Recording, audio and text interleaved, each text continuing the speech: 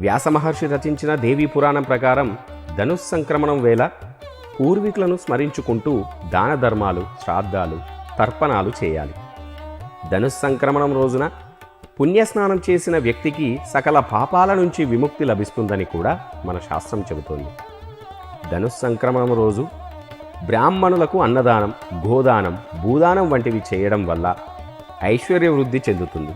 అలాగే కటిక పేదలకు ఆహారం, బట్టలు దానం చేయడం శుభప్రదంగా భావించాలి.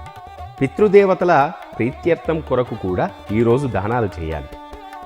ధనుస్సంక్రమణం రోజు పితృదేవతలను స్మరిస్తూ నదీ తీరంలో జలతర్పణాలు, తిలతర్పణాలు, పిండ ప్రదానం చేయడం చాలా మంచిదని కూడా గరుడ పురాణం చెబుతోంది.